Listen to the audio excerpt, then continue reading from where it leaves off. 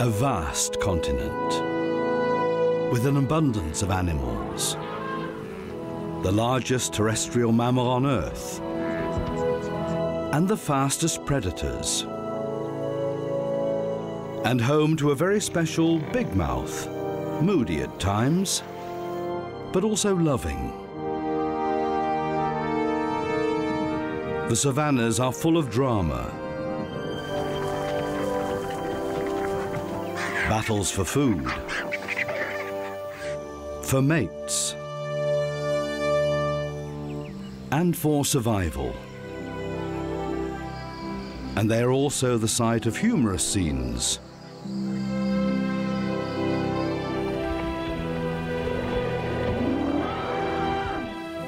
Full of affection.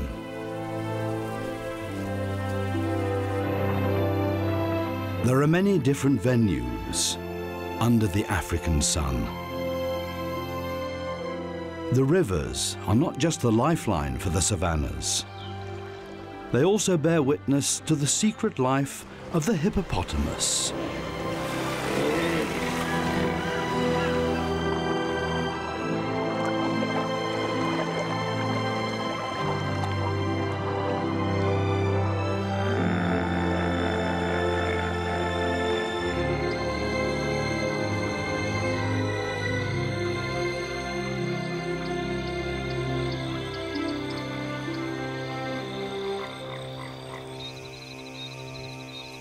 Early morning in the Masai Mara National Park in Kenya.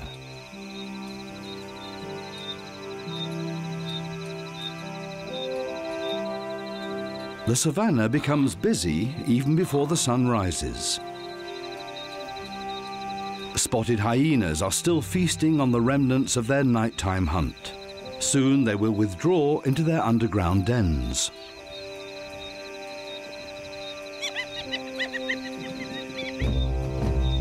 It's September, time for the annual migration of the wildebeests from the Serengeti to the Masai Mara.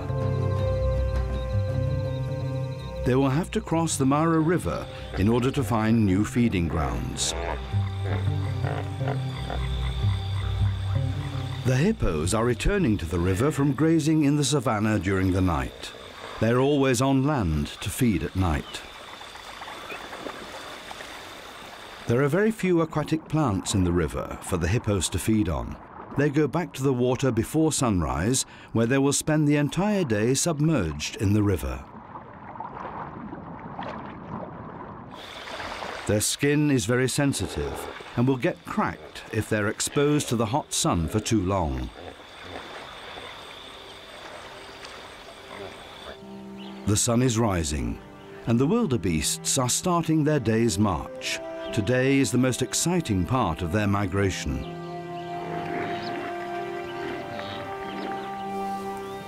This hippo is a bit delayed. These pudgy colossuses were already known as river horses, hippopotami, in ancient times. Though the barrel-shaped hippos have very little in common with the elegant hoofed animals they're named after. The latecomer clumsily trudges through the bush to the river that separates the Masai Mara from the Serengeti. Lions are tensely awaiting the events of the day when thousands of wildebeests and zebras will cross the river. Impalas are gathering on the other side. They're grooming each other and stretching their muscles with a few trial jumps. They can spring up to 27 feet while running from a predator.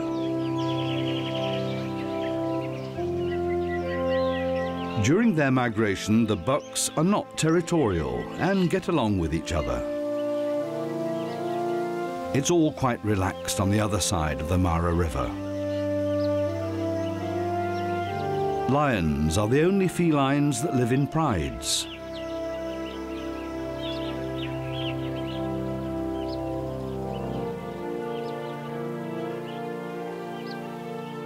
Their teeth are long and sharp like daggers.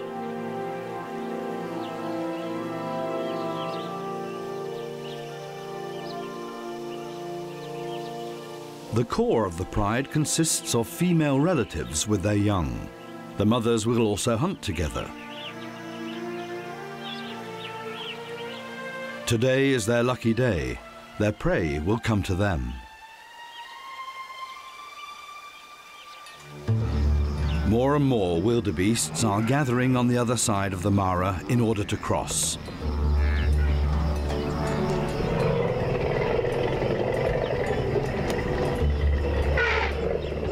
The elephants are done with their morning bathing ritual. They don't need to bathe in the river. Throughout the savannah, there are watering holes that refill during the night when it rains, enough to drink and play.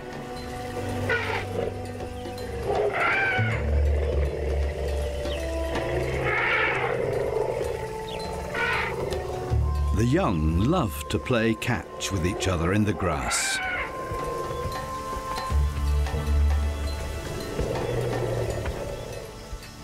The new grass is also the reason why the wildebeests leave the Serengeti each year for 3 months at the end of the rainy season and migrate to the Masai Mara to feed. Thousands of them have gathered on the riverbank.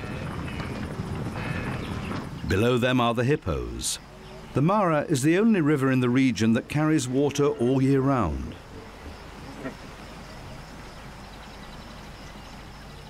And it's also the greatest obstacle for the largest animal migration in the world.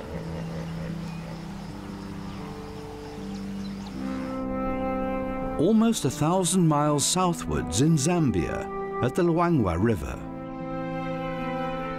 September is the dry season here.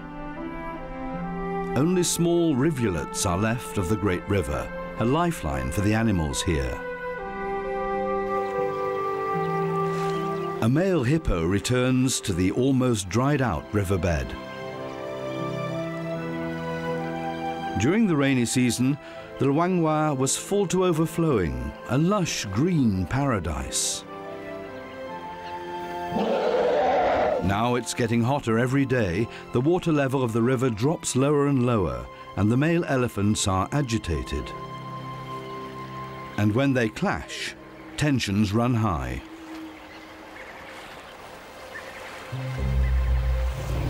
The elephants are in the majority, so the hippo takes off.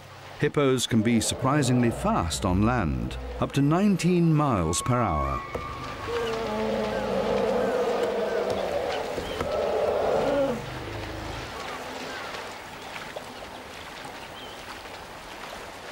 The elephants, with their built-in fans, are better equipped for the heat than the hippos.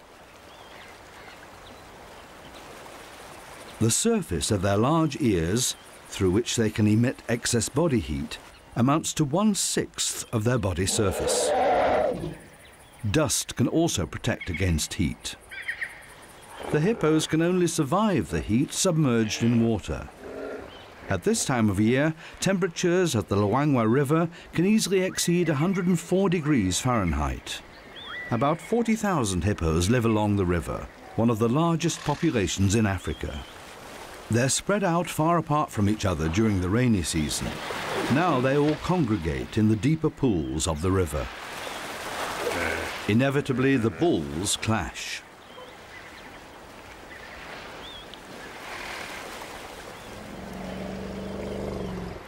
The elephants are aware of the hippo's incredible strength.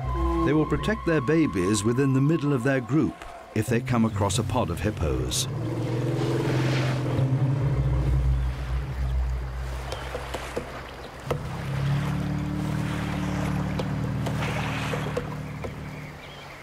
Agitated hippos are known to be among the most dangerous animals in Africa. Their canines and incisors can grow up to 1.6 feet. Underwater, the heaviest mammals are nearly weightless. They're constantly followed by a squadron of fishes as they move around. African carp. They're the cleaning crew of the hippos.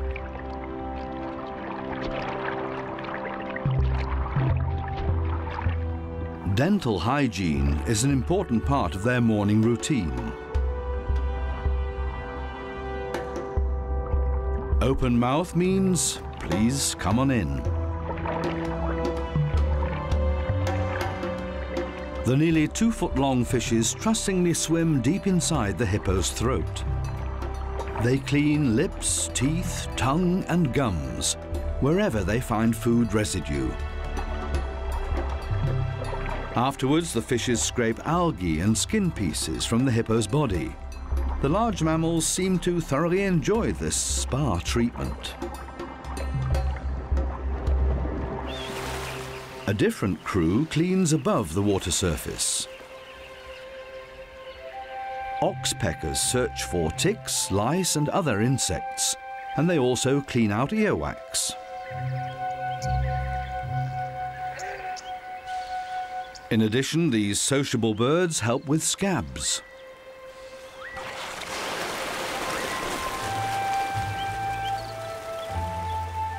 The problem is that they also like to keep wounds open, so they can continue to pick small pieces of flesh off the edges. They are parasites as much as they are neatness freaks.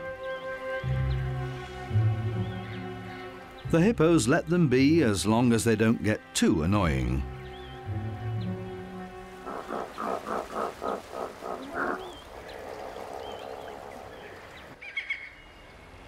The continuously shrinking Luangwa River is the only chance for many animals to drink.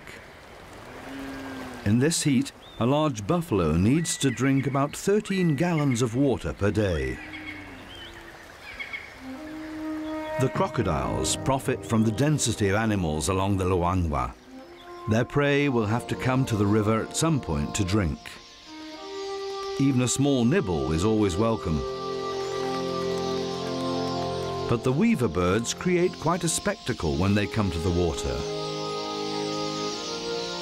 They fly to the river in large flocks.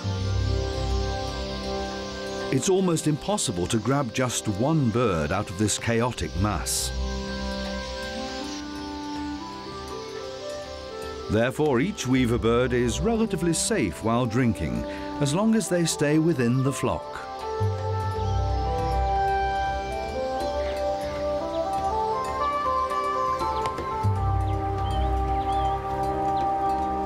A fully grown elephant does not need to fear the reptiles. Giraffes, on the other hand, will avoid the deep pools in the river if at all possible. They will try to drink out of the remaining water puddles because here they are safe from crocodiles. The long neck is ideal for picking the best leaves out of the tops of trees, but not for drinking. The giraffes awkwardly spread their long legs in order to reach down to the water. It makes them very vulnerable, so the others stand guard.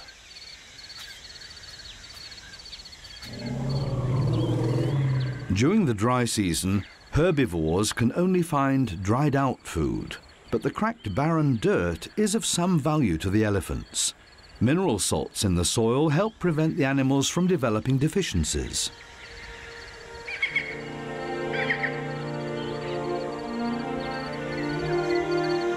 This baboon is digging for gold.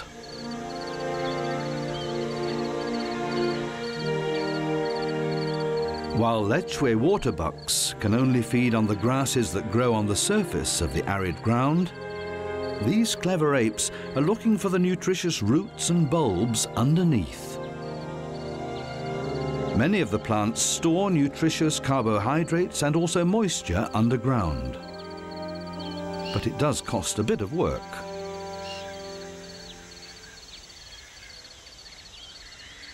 Even when it's this hot, the opposite sexes are still interested in each other.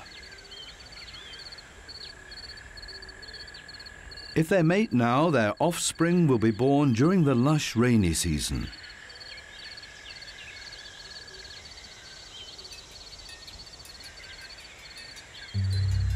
But before they mate, the male Lechwe waterbucks have to conquer a territory. Many animals are now competing to be close to the water.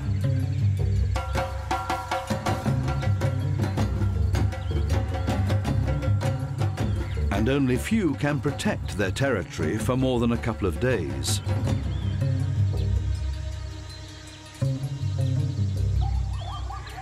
The young zebra males are also fighting.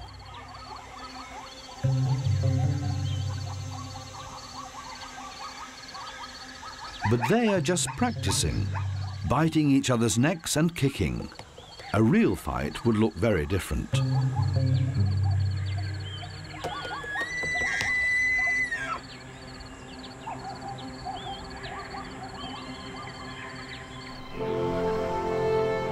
Back at the Mara River in Kenya, later in the morning, many thousands of wildebeests have come together along the river bank.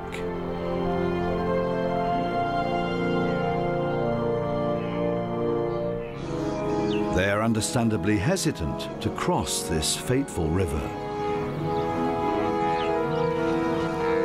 As soon as they jump in, it's also the starting signal for others. The wildebeests know the dangers that lurk in the water. The embankment is steep and the current is strong. Only few places are suitable for crossing. They all take a leap of faith as they jump in. Others push from behind, which often creates panic.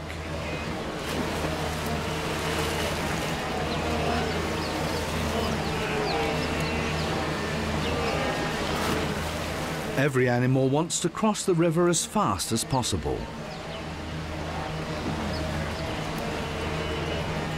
But instead of safety, they encounter a pack of lions.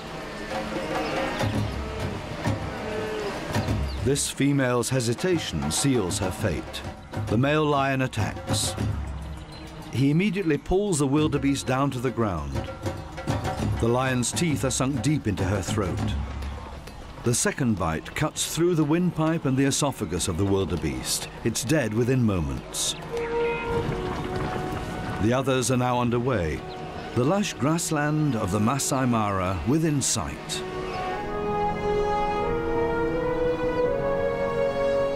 There are still hundreds and thousands of wildebeests streaming in from the Serengeti. Almost 1.5 million animals will cross the Mara River within the next few days.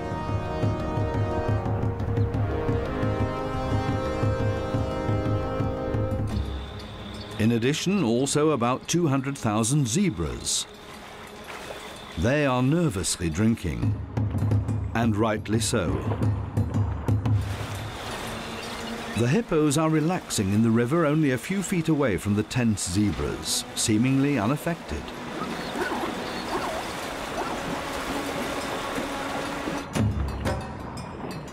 Crocodiles don't just lurk in the middle of the river, but also along the shoreline.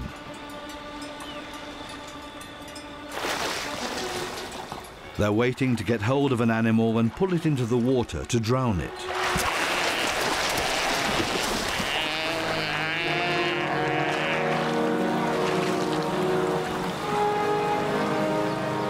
Once one of them is caught, the others start running in the hope that they won't be next. Running within a herd is always safer than alone.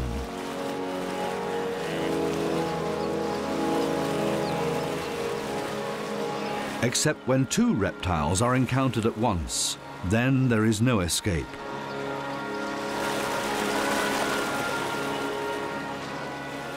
Unless there is a miracle.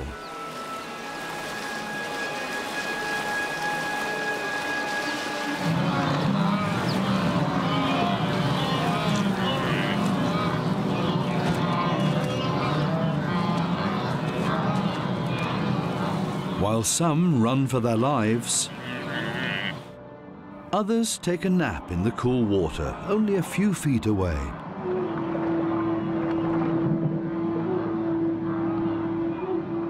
Younger hippos have to breathe every 2 to 3 minutes, while adults can stay underwater for up to 6 minutes. This little one is cool and collected, despite the panic right next to it. As long as the mother is around, Crocodiles won't dare to come close to a hippo baby.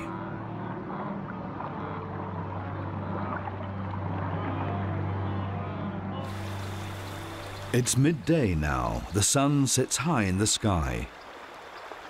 The young hippos come out onto the sandbank, while the adults are still in the water.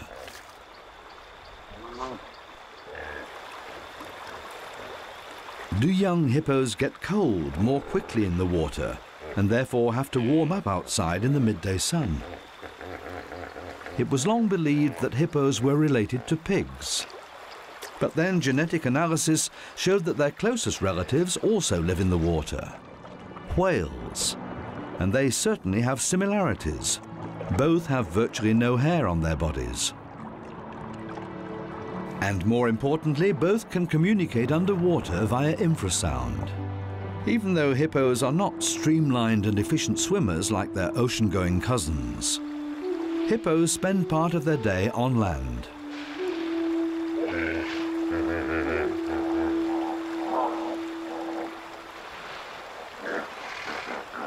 Often mothers and babies of the same age congregate so that the young are better protected and they can play together in their hippo kindergarten.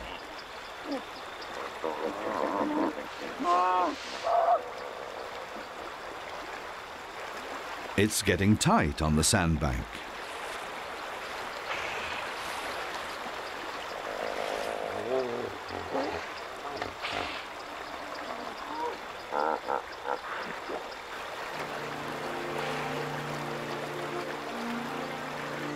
The lions are also taking a nap. These large felines are known to be lazy.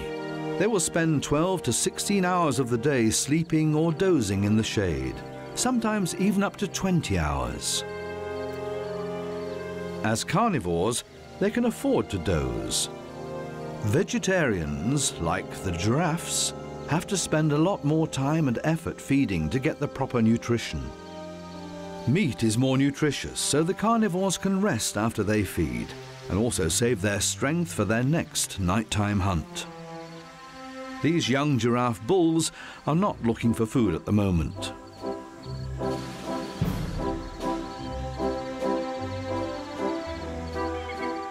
They are training to use their necks and heads as weapons.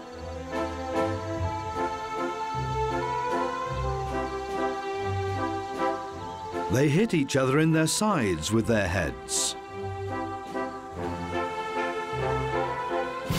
because their horn-like ossicones leave painful marks. They move their heads rhythmically back and forth, bend their necks and hit each other. It's not serious yet, because these groups of bachelors are still young and only practicing. Adult male giraffes will fiercely fight each other with all of their might, especially during the mating season. But most often their fights don't have any serious consequences. Once the combatants have figured out which one is stronger, the defeated male withdraws. But sometimes they do knock each other out, and one of the males will be left lying on the ground unconscious. These youngsters are still only practicing.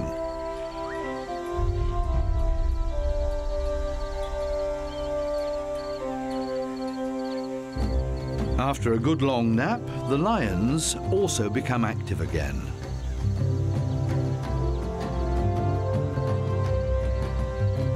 First she purrs, then she growls, and then she even bites and hits him.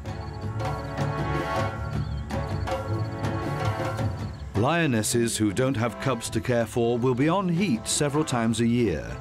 These phases are very stressful for everybody involved. After mating, she will roll on her back to collect her strength.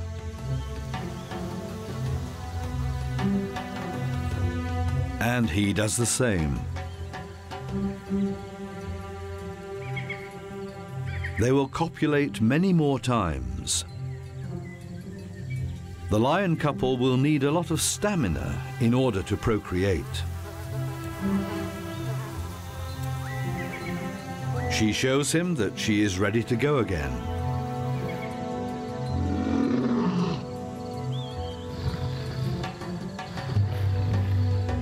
And he joins in. Let's go. First purring, and then growling. And so it goes on every 15 minutes, up to 40 times a day, and often up to 5 days at a time. For every lion cub that survives the first year of its life, the parents had to mate about 3,000 times. Back to Zambia and the Luangwa River.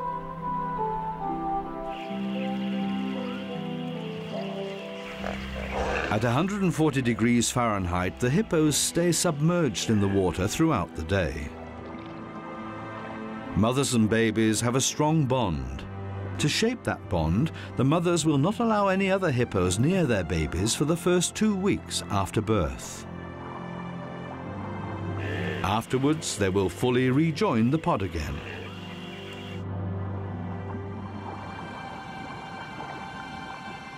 The baby often rests on the mother's back during nap time.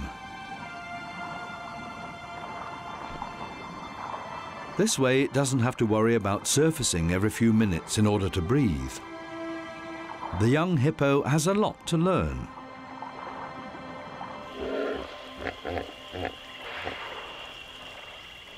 For example, that fishes are interested in feeding on its dung. The hippo's excretions are very nutritious, and therefore fishes are always hanging around waiting for the next movement. Not far from the hippo pool, another nursery. After 3 months, the crocodile babies are finally hatching from their eggs. The mother has hidden the nest underneath a mound of plant remains.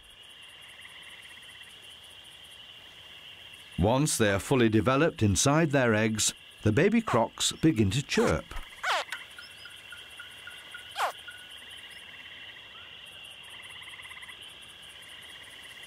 As if on cue, they all hatch at the same time.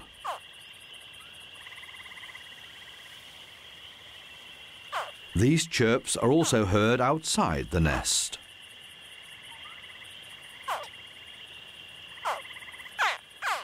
A large mouth full of teeth is already waiting for them.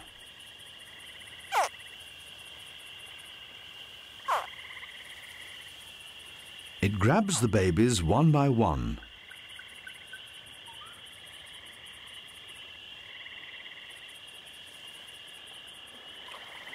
And gently sets them in the water, where they're safe and protected by their loving mother.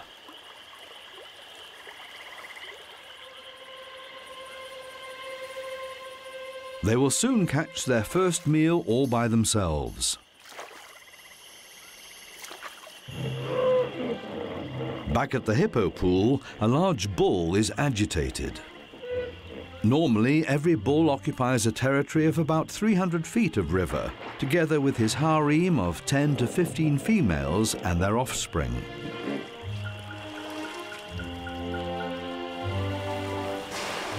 Now, during the dry season, everybody has to move closer together, and that causes agitation among the bulls.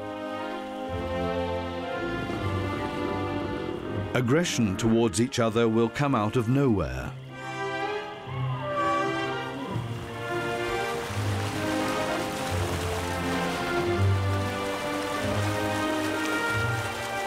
And once 2 bulls start to fight,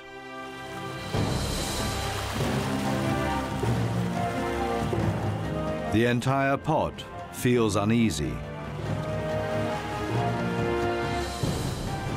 The bull's threatening yawns are meant to persuade the opponent to withdraw of his own accord. But if that doesn't work, they will fight.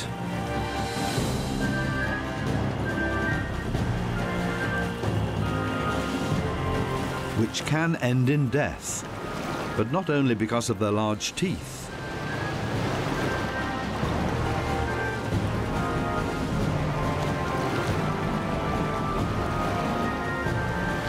After all, they can weigh up to 6,000 pounds. And that weight will prove deadly for younger hippos that get in the way of the bull's aggressive pursuit of each other. It's easy for a younger animal to get run over and drown in the process.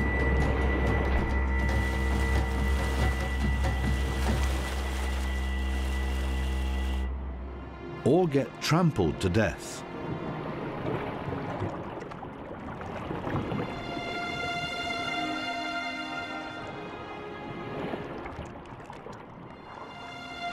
This little hippo was in the wrong place at the wrong time.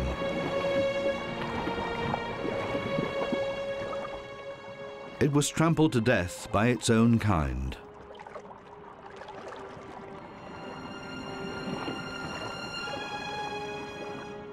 The desperate mother is pushing it with her snout, trying to wake up her baby.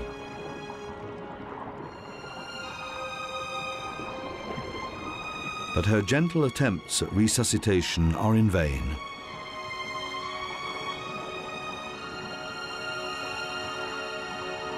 It will take days for her to grasp that she cannot revive the lifeless body of her little one.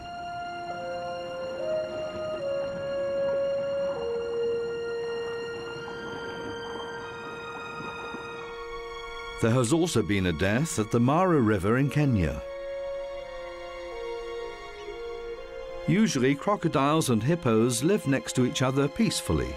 A hippo is certainly able to bite a 9-foot crocodile in half with its giant jaws. Nevertheless, the reptiles have managed to kill a baby. This mother also hasn't left her lifeless baby's side. The cadaver is almost intact and is already bloated and floating on the surface. Crocodiles usually wait to feed until their prey is starting to decay. They can hold on to prey with their strong teeth, but they can't bite anything off.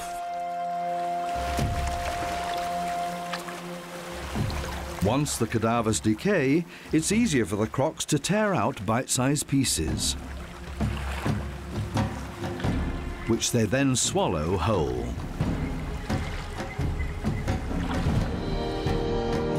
The wildebeests have finally arrived on the lush pastures of the Masai Mara savanna and are able to spread out in this broad expanse.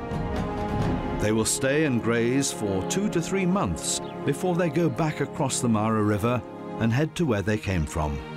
Wildebeest do not have to fear crocodiles here, but other predators are already observing the herds.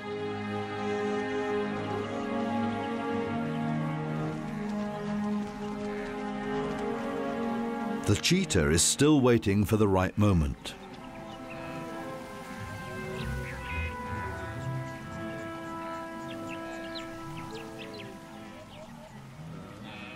It's strategy, speed, and surprise.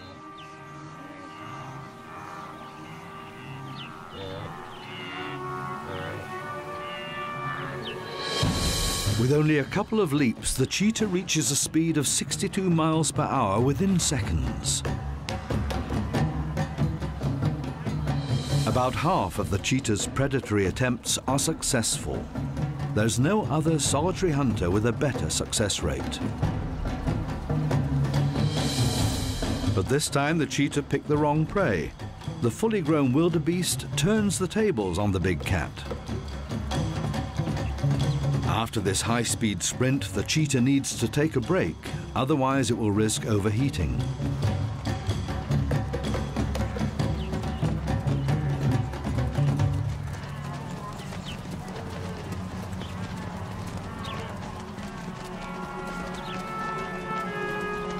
The herd is on high alert now and needs to settle down again anyway. Before the fast feline can launch another attack.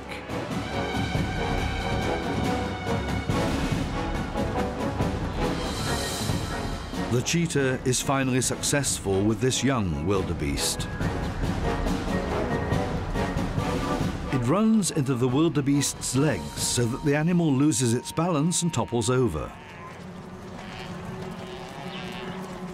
Then the cheetah chokes the wildebeest to death with its teeth.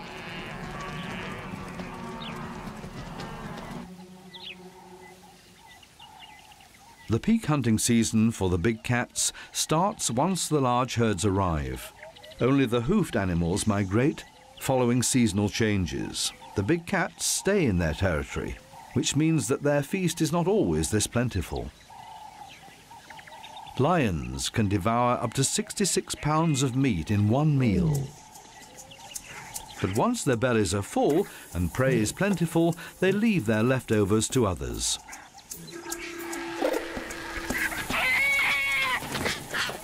The vultures profit from this slaughter in the steppe. Once they spot a cadaver, they gobble up all they can, while constantly warding off the competition. The birds make quick work of the cadaver. It only takes them half an hour to devour most of it.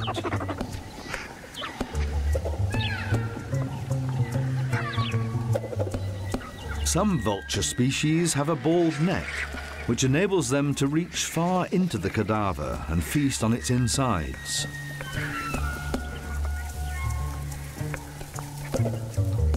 Most often, there are several different species of vultures working on a cadaver together. The large Nubian vulture, with its red head, is the only vulture that can crack open a cadaver with its large beak.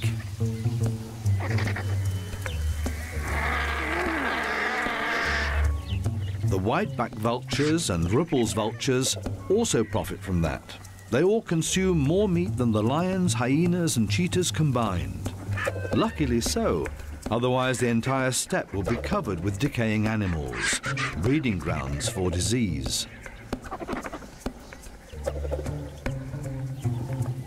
The marabou stork helps with the cleanup. Its bald neck indicates that the bird is also a scavenger.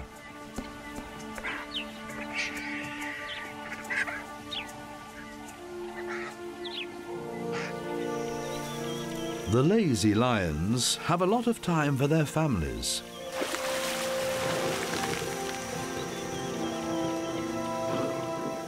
The juveniles play with each other.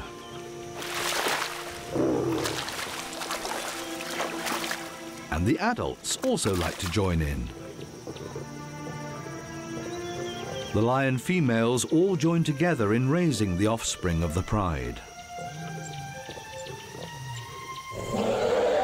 The same goes for the elephants. All females help to look after the babies. After all, there's a lot to learn. Starting with the trunk. It's not just the nose, but also a giant straw. Breathing and swallowing have to be carefully coordinated. And for some, it's just easier to kneel down while drinking. It takes a while until young elephants are able to control the long, swinging tube that consists of 100,000 small muscles. But then, it also becomes a multitasking instrument, used to soothe others, and also for making loud music. The lion cubs also have to learn.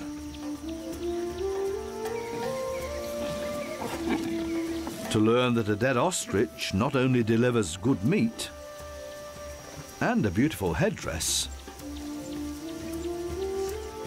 but also makes a great practice tool. The young lions are still too small to hunt with the pride, but while roughhousing with each other, they learn to sneak up, to dash in and firmly grab hold of their prey, the correct sequence of movements for killing.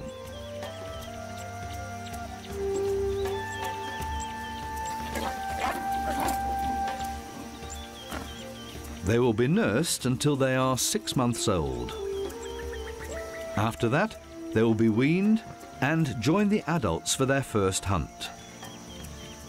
It will take another 1.5 to 2 years until they have learned all the tricks and become successful hunters themselves.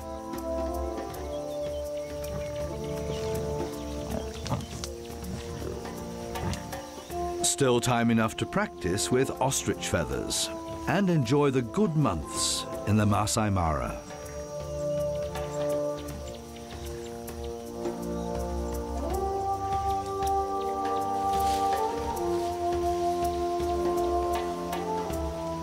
It will not always be this lush and green here.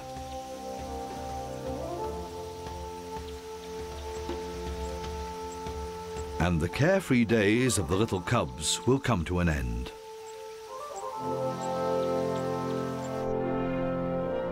The baby elephants at the Luangwa River in Zambia, on the other hand, are going through more trying times. 104 degrees Fahrenheit and very little water. This mud bath must feel refreshing. Unless you get stuck.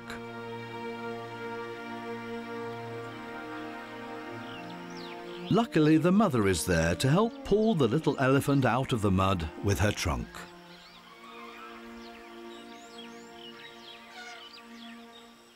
The hippos are also wallowing in the mud.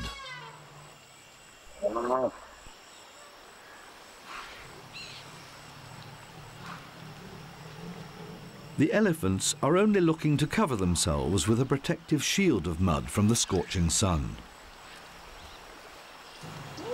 Whereas most hippos spend the entire day in the former watering hole,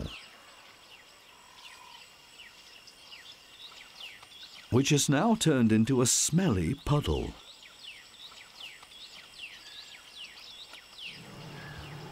Because every hippo drops several buckets of dung into the mud pool throughout the day. The hippos have trampled an exit ramp into the steep embankment.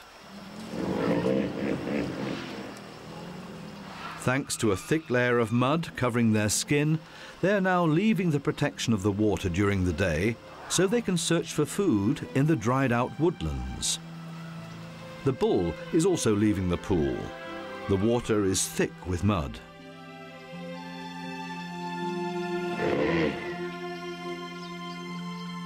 He has to heave his 6,000 pounds up the embankment on his stubby little legs. But even around the dried-out Luangwa, there are a few green spots. These side arms were cut off from the river and are now shallow lagoons.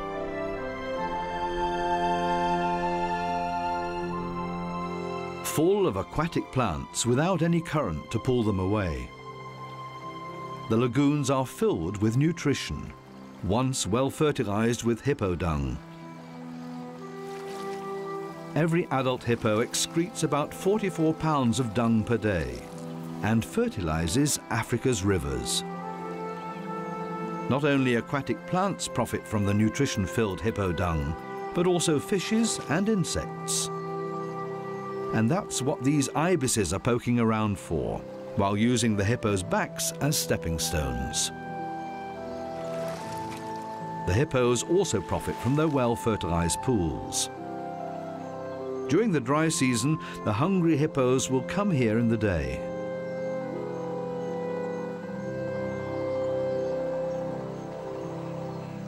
Normally, they would mow down the steppe with their enormous mouths at night. But now they are loudly slurping this green soup, consisting of duckweed and water cabbage, during the day.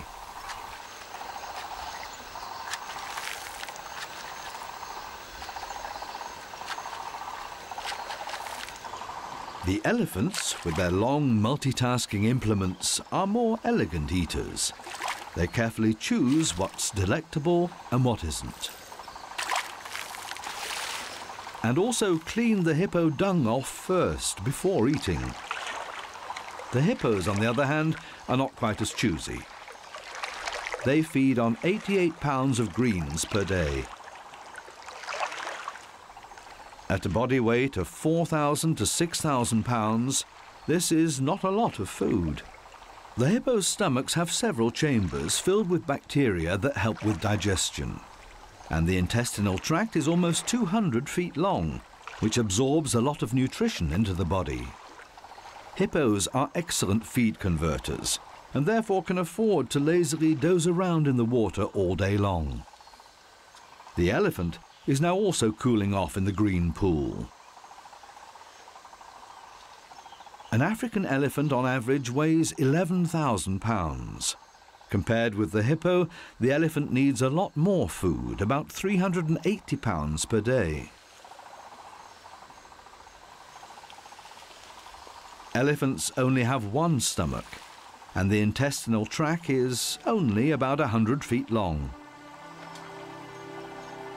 The majority of food will leave the elephant's body almost undigested. Therefore, the elephant has to feed and feed and feed between 16 and 20 hours per day. It's late afternoon at the Mara River. Two young hippo bulls are jostling with each other and are called to order by the lead bull. Of course, the teenagers won't listen and continue.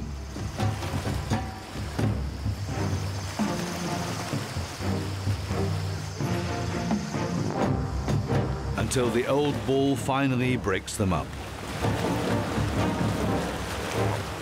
The two young males are not fully grown, but are already sexually mature at the age of 6 to 8 years.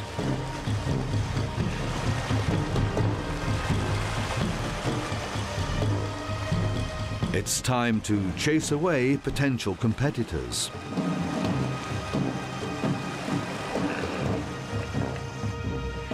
They will find their own territory on another stretch of the Mara River. After the banishment, a balancing act with a lot of weight.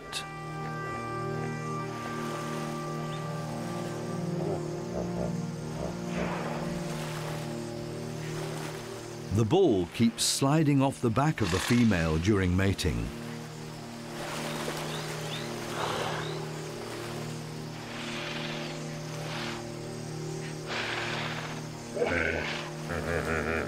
He often pushes her completely underwater until it finally works.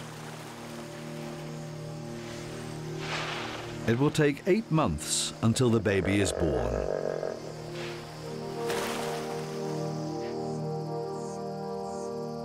Dusk settles over the steppe of the Masai Mara in Kenya. Nighttime is also rapidly approaching in Zambia at the Luangwa River. The temperature is finally dropping.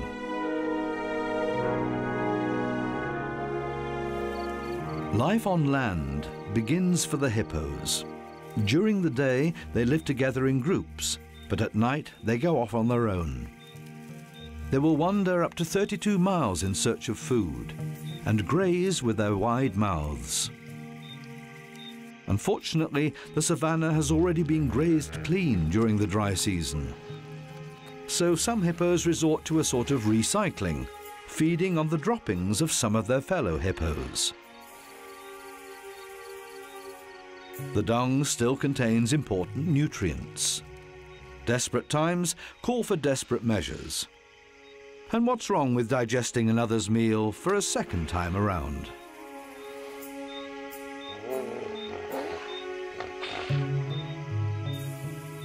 The green lagoons are also busy at night.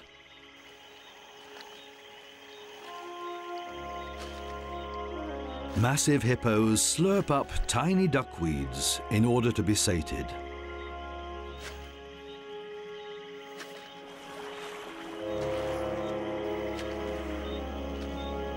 This young hippo doesn't seem to fear the large crocodile. Has it already learned that the reptiles are not as mobile during the cool night as they are during the day when the sun is out?